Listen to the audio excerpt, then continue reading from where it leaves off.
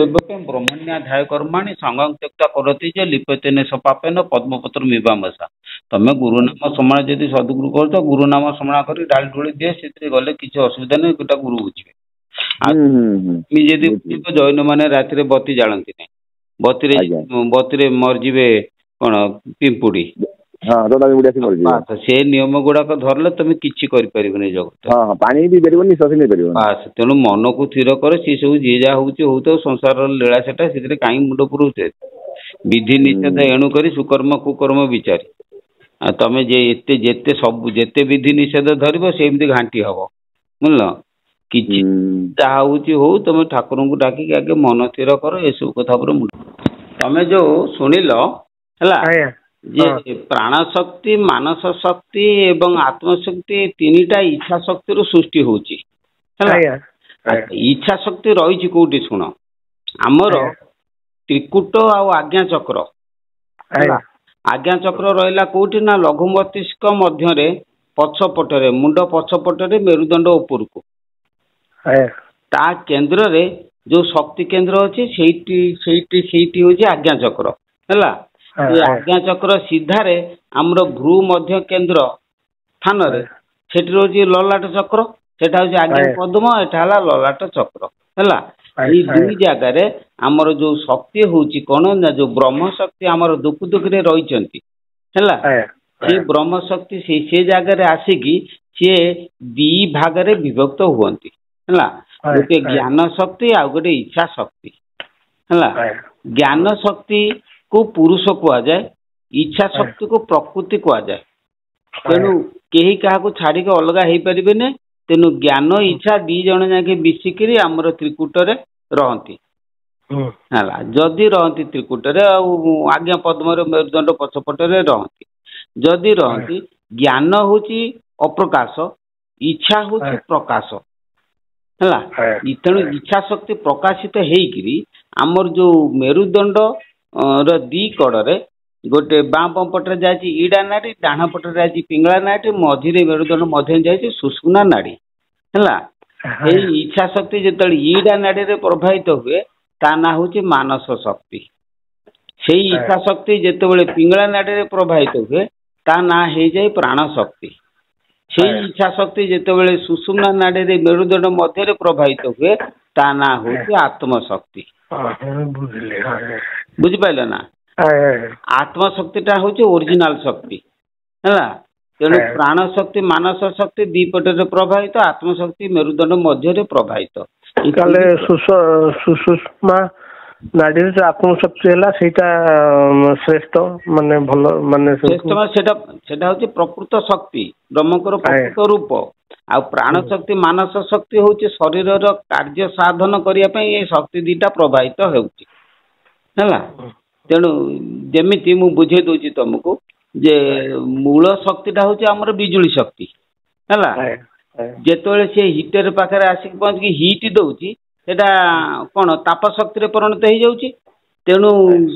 प्रकृत शक्तिटा है बिजुली शक्ति किंतु ताप शक्ति परिणत है कहीं आमर हीटर किसी कार्य साधन करने बुझिपार ठीक से भाई जे आमर प्रकृत शक्ति है ब्रह्म शक्ति सी कौन कले ना मेरुदंड मध्य आत्मशक्ति परिणत हुए आउ पिंगला नाड़ी प्राण शक्ति परिणत हुए आ ईड़ा नाड़ी आमर अपान शक्ति बा मानस शक्ति से परिणत हुए है आउ कौन कह हाँ परा अपरा जो रहा एटा ये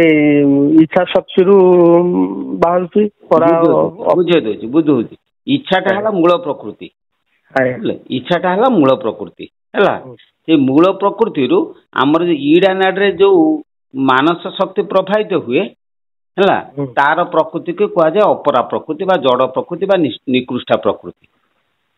है से इच्छा शक्ति जो पिंगला नाड़ी प्रभावित हुए ता ना है पराशक्ति प्रकृति बा उत्कृष्ट प्रकृति बा आमर भल प्रकृति जोटा देख पिंगला नाड़ी जो इच्छा शक्ति प्रभावित हुए आम देहरे अहिंसा अक्रोध वैराग्य स्थिरता भल पाइबा प्रीति भक्ति एगुड़ा सब जागृत हुए है ईड़ा नाड़ी जो इच्छा शक्ति मानस शक्ति प्रभावित हुए से तार प्रकृति है कौन ना स्वार्थपरता बोले कि अक्रोध अवैराग्य हिंसा कुटिलता वैरता एगुड़ा सब जागृत हुए कौटी पिंगला नाड़ी जो प्राण इच्छा शक्ति प्रभावित हुए है तेणु इच्छा शक्ति कौन हुए ना ईड़ा नाड़ी रे सी जो अपरा प्रकृति जात हुए से ईड़ा नाड़ी कौन हुए ना आमर 6टा चक्र को आधार लिंग नाभि हृद कंठ ललाट ये 6टा चक्र को छुई छुई की जाइछि है पुणी से मेरुदंड ऊपर जो लघु मस्तिष्क सेठू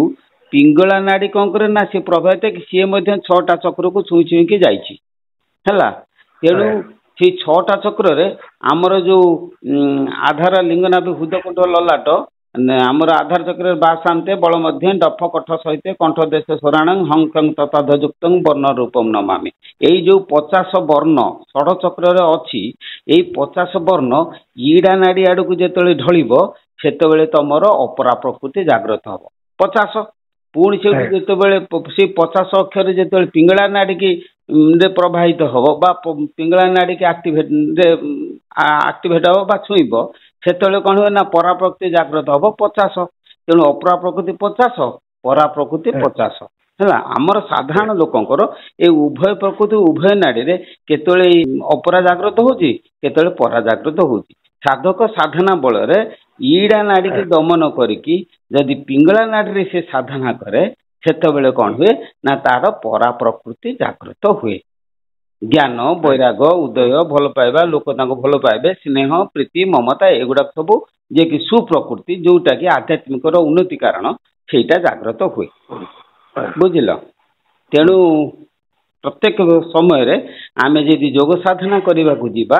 सेतबेले आमे कौन करवा ना ईड़ा नाड़ी की दमन करिक पिंगला नाड़ी रे आमे साधना करवा ऊपर को उठिवा दमन से जो दमन करने कथाटा सेटा केवल सद्गुरु कहि परिबे से क्रिया मु तो जीवी फोन करते मझे मझे 8-10 दिन भीतर जाइए